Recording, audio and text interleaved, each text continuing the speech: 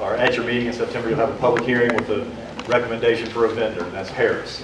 And so a lot of these numbers today are that you'll see are based on a Harris proposal.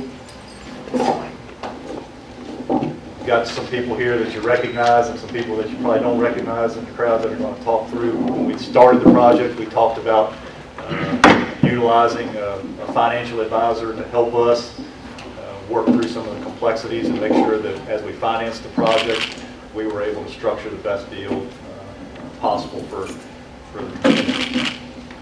Because it's certainly beyond that financing piece is complicated on something like this with the radio project, and it's beyond what the staff was comfortable making a recommendation going outside of what we typically use as we go to a school project or for water and sewer projects.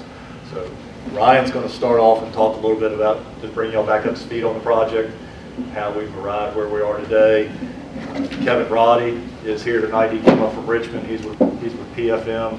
He's our financial advisor. He's got a presentation he's going to go through, talk to you about some financing options that are on the table.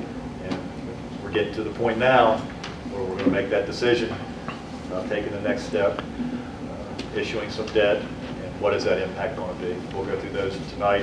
We'll look for some, not a vote, but some guidance from you on issuance of an RFP for financing options through bank placement. You'll hear a couple of different numbers, and we've cooperatively procured this project with the City of Covington. If both groups move forward with contracting, there'll be separate contracts issued. Covington will enter into a contract with the vendor. The county will enter into a contract with the vendor, and there'll be each group will issue their own financing. There are certain components of the project that if Covington decides they don't want to pursue the project, that the county will have to finance on its own.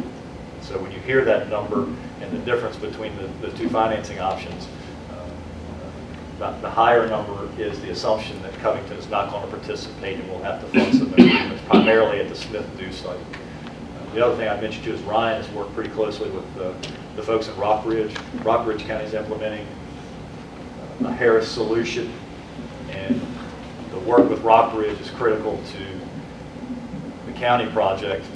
We will share some of the infrastructure and start what could potentially be a system that could be expanded to counties to outside of our boundaries. Bath, if they're interested, Montana, if they're interested. The system could have potential to expand even greater than the current footprint. But there's some technical pieces that Rockridge is installing that we can utilize, and it will reduce some of our capital costs by doing so.